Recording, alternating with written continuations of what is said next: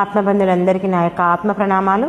ఇంత గొప్ప ధ్యాన జ్ఞాన మార్గాన్ని మనకు అందించిన మహాత్ములైన బ్రహ్మర్షి పితామహ పత్రిజీ దంపతులకు, నాకు జ్ఞానాన్ని అందించిన బ్రహ్మర్షి తరవర్తి వీర రాఘవ గారి దంపతులకు ఆత్మ ప్రణామాలు తెలుపుకుంటూ ఈరోజు కార్యక్రమాన్ని మనం మొదలు పెట్టుకుందాం. మాస్టర్స్, భగవద్గీత 1వ అధ్యాయం 13వ శ్లోకం.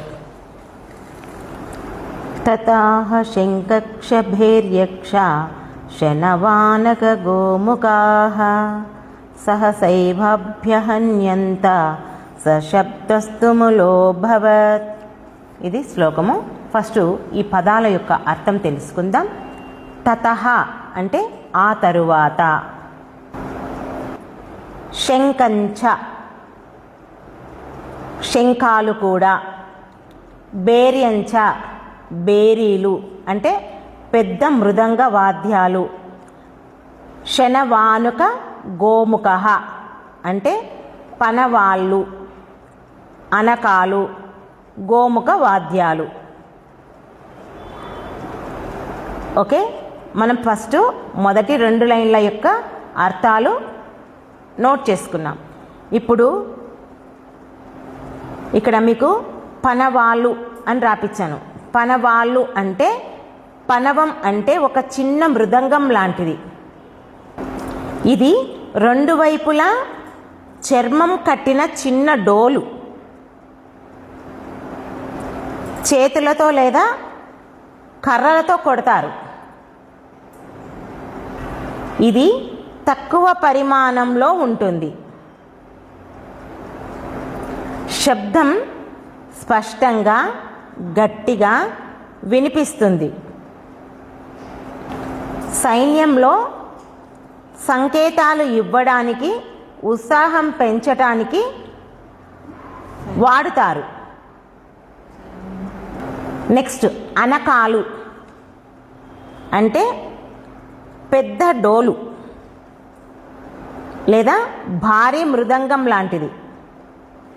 ఇది పనవం కంటే చాలా పెద్దది, ఎక్కువ శబ్దం చేస్తుంది. రాజసభల్లో యుద్ధారంభ సమయంలో మోగించేవారు. కొన్నిసార్లు రథాలపై అమర్చి మోగించేవారు. ఇది శక్తి, గర్వం, రాజసాన్ని సూచిస్తుంది.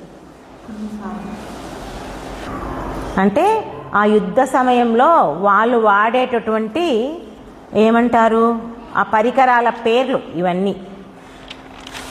నెక్స్ట్, గోముఖ వాద్యం అంటే ఆవు ముఖం అనే అర్థం.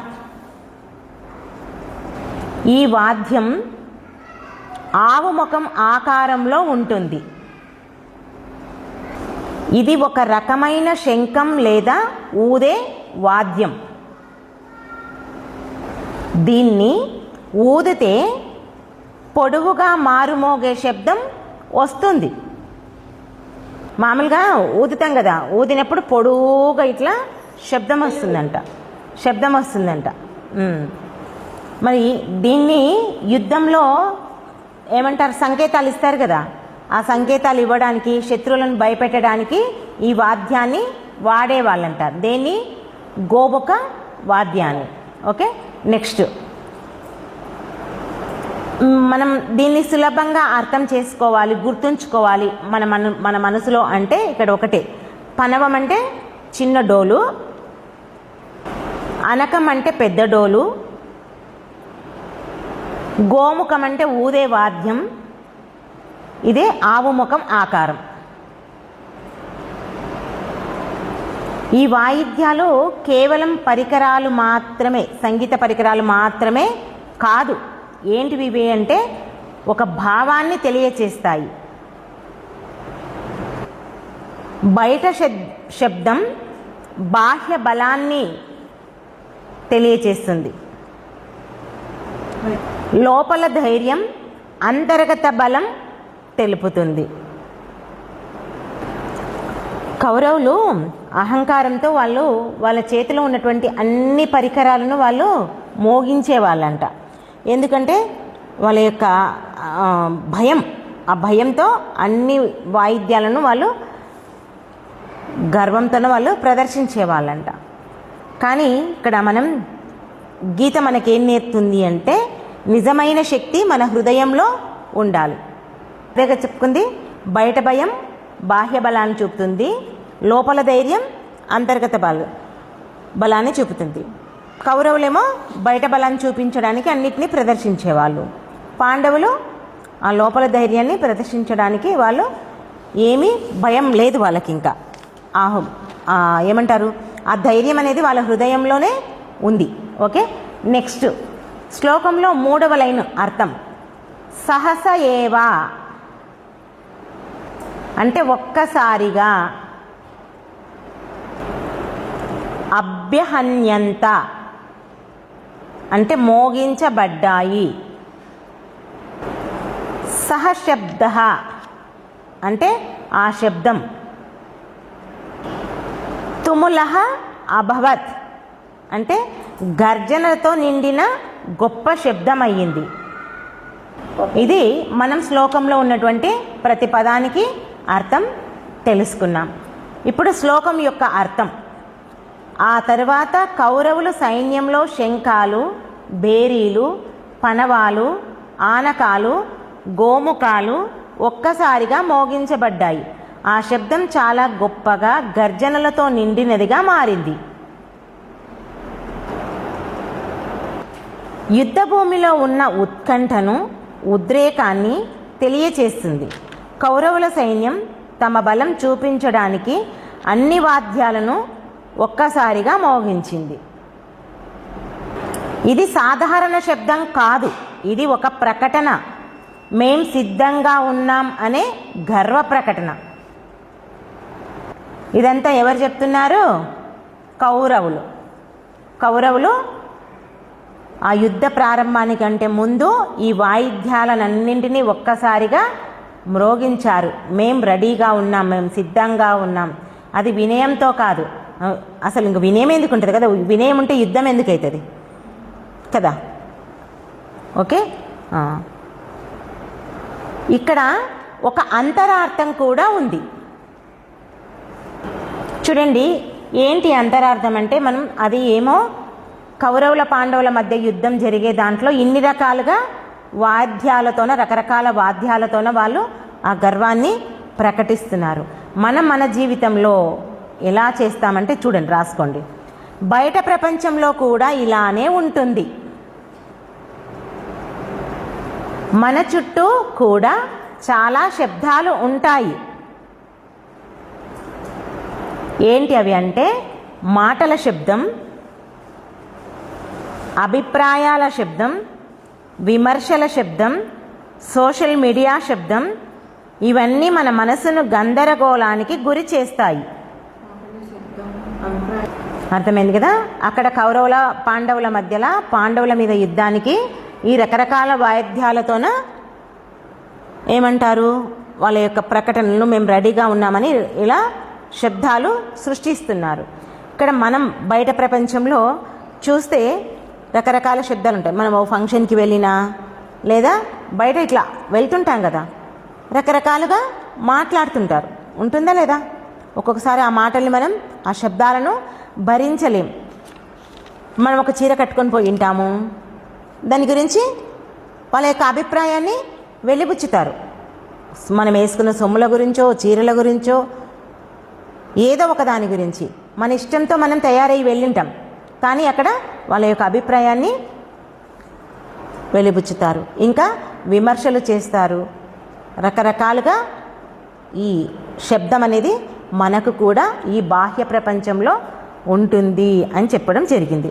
నెక్స్ట్, కౌరవుల శబ్దం అంటే అహంకారం, భయం, అస్థిరత కలిగిన మనస్సు.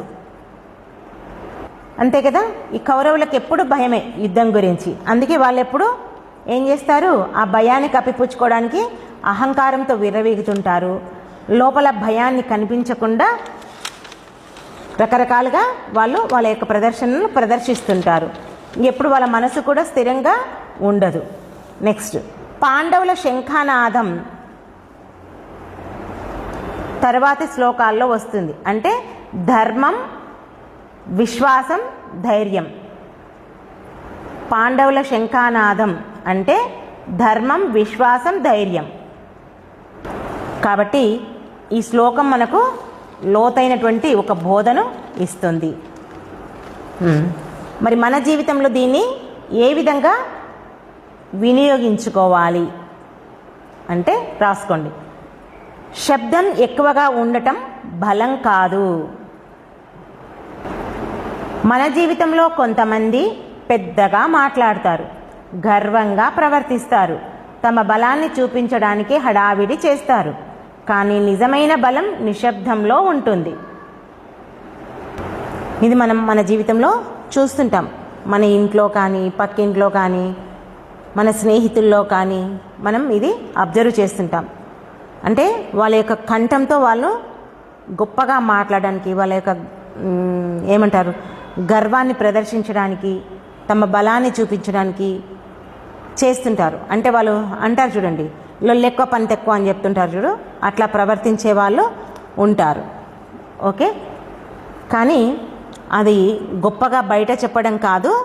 ఏంటి ఇక్కడ నిజమైన బలం అనేది నిశ్శబ్దం ఉంటుంది. నోటితో ప్రదర్శించడం కాదు, నిశ్శబ్దంగా కూడా మనం చేసే పనులు పర్ఫెక్ట్గా చెయ్యవచ్చు అని ఇక్కడ చెప్పడం జరిగింది. నెక్స్ట్, బయట శబ్దం లోపల నిశ్శబ్దం. బయట ఎంత కలత ఉన్నా మన లోపల మనం ప్రశాంతంగా ఉండాలి. ఎవరైనా మనపై కోపంగా మాట్లాడితే మనసులో ప్రతిస్పందించకుండా లోపల శాంతి నిలుపుకోవాలి. అంటే ఇక్కడ బయట ఎంత శబ్దం ఉన్నా, ఎంత కలత ఉన్నా మనం మాత్రం ప్రశాంతంగా ఉండాలి. చూడండి, ఎవరైనా కోపంతో మాట్లాడుతుంటారు, ఏదో ఒకటి అంటుంటారు, కానీ మనం దానికి ప్రతిస్పందించకుండా ఉండాలి. ఆ శాంతి మనం నిలుపుకోవాలి. కానీ మనం ఆ శాంతిని నిలుపుకోం. ఒక మాట అన్నామంటే వెంటనే మనకు కోపం వచ్చేస్తుంది. నెక్స్ట్, గందరగోళ సమయంలో స్థిరత్వం. గందరగోళంలో స్థిరత్వం. ఈ శ్లోకం యుద్ధం మొదలయ్యే ముందు గందరగోళాన్ని చూపిస్తుంది. మన జీవితంలో కూడా పరీక్షలు మొదలయ్యే ముందు మనసులో భయం, ఆందోళన, ఉద్రిక్తత వస్తాయి. ఈ శ్లోకమే యుద్ధం మొదలయ్యే ముందు మనకు గందరగోళాన్ని చూపిస్తుంది, అర్థమయ్యేటట్లు చూపిస్తుంది. మరి మన జీవితంలో కూడా మనం రాసే పరీక్షలు ఉంటాయి కదా, ఆ పరీక్షలప్పుడు ఏమవుతుంది, మనలో ఎంతో భయం, ఆందోళన, ఉద్రిక్తత వస్తాయి. అయినా సరే మనం ధైర్యంగా ఉండాలి. నెక్స్ట్, ధర్మం ఎప్పుడూ హడావుడి చెయ్యదు. అధర్మం ఎక్కువగా అరుస్తుంది, ధర్మం నిశ్శబ్దంగా నిలబడుతుంది. మనం నిర్ణయాలు తీసుకునేటప్పుడు హడావుడి కాకుండా శాంతితో నిర్ణయం తీసుకోవాలి. అంతే కదా. అధర్మంగా జీవించే వాళ్ళు ఎప్పుడు నోరు ఎక్కువ చేసుకుంటారు, అరుస్తుంటారు. కానీ ధర్మంగా జీవించే వాళ్ళు శాంతంగా, ప్రశాంతంగా ఉంటారు. మరి అదేవిధంగా మన జీవితంలో మనం కూడా ఏం చేయాలి, ఏ నిర్ణయం తీసుకున్నా హడావిడి లేకుండా ప్రశాంతంగా మనం మన జీవితంలో సరైన నిర్ణయాలు తీసుకోవాలి. సరికాని నిర్ణయాలు తీసుకుంటే ఏమవుతుంది, మన జీవితమే గందరగోళంగా మారుతుంది. చూడండి, ఇప్పుడు ఒక పరీక్ష రాసే విద్యార్థి ఉన్నాడు. వాళ్ళు ఆ పరీక్షలు సరిగ్గా చదవలేదనుకోండి, భయపడుతుంటారు. అలాగే ఏమంటారు, కౌరవులు కూడా వాళ్ళ యొక్క అధర్మంతో ఉన్నారు. వాళ్ళు ఆ అధర్మంగా ఉండడం వల్ల వాళ్ళు ఏం చేస్తున్నారు, అనేక రకాలైన వాయిద్యాలతో ఆ శబ్దాన్ని సృష్టిస్తున్నారు, గర్వాన్ని తెలుపుతున్నారు, ప్రదర్శిస్తున్నారు. కానీ పాండవులు ధర్మం ఉంది, వాళ్ళు ఎప్పుడు ఏం చేస్తున్నారు, ప్రశాంతంగా ఉంటున్నారు. అదే మంచిగా చదివిన విద్యార్థి ఉన్నాడు అనుకోండి, అతను ఎప్పుడు నిశ్శబ్దంగా ఉంటాడు. ఎందుకు, తనకు అన్నీ వచ్చు, తన యొక్క కెపాసిటీ ఎంతో తనకు తెలుసు. మరి ఆ ప్రశాంతంగా ఉన్న వ్యక్తి, ఆ విద్యార్థి, అన్నీ వచ్చిన విద్యార్థి, ధర్మంగా ఉన్న విద్యార్థి మంచిగా రాస్తాడు, పరీక్షలో విజయం పొందుతాడు. అక్కడ పాండవులు కూడా ధర్మం ఉంది కాబట్టి వాళ్ళే విజయం చెందుతారు. ఓకే, మరి మనకు కూడా మన జీవితంలో రోజు మనం ప్రశ్నించుకోవాలి, నా జీవితంలో నేను ఎక్కువ శబ్దంగా ఉన్నానా, గర్వాన్ని ప్రదర్శిస్తున్నానా, అహంకారాన్ని ప్రదర్శిస్తున్నానా, ఇవన్నీ చూసుకోవాలి. చివరికి ఏంది మనం ఇక్కడ ఈ శ్లోకం నుంచి తెలుసుకున్నదంటే రాసుకోండి. జీవితంలో బయట ఎంత హడావుడి శబ్దం ఉన్నా మన మనసు ప్రశాంతంగా ఉండాలి. గర్వంగా ప్రవర్తించడం నిజమైన బలం కాదు. నిజమైన బలం ధైర్యం మరియు స్థిరమైన మనస్సు. పరిస్థితులు గందరగోళంగా ఉన్నప్పుడు కూడా ధర్మం మీద విశ్వాసంతో నిలబడాలి. బయట శబ్దం తాత్కాలికం, కానీ అంతర్గత శాంతి మరియు ధర్మం చివరకు విజయం సాధిస్తాయి.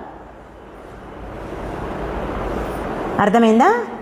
బయట ఎంత హడావిడి ఉన్నా, ఎన్ని శబ్దాలున్నా మనం మాత్రం ప్రశాంతంగా ఉండాలి. ఎక్కడ మనం ఎప్పుడైనా సరే గర్వాన్ని, మన యొక్క బలాన్ని ప్రదర్శించకూడదు. నిజమైన బలం ఎక్కడుండాలి? మన మనస్సులో ఉండాలి. మనం ఎప్పుడూ ధర్మంగా జీవించాలి.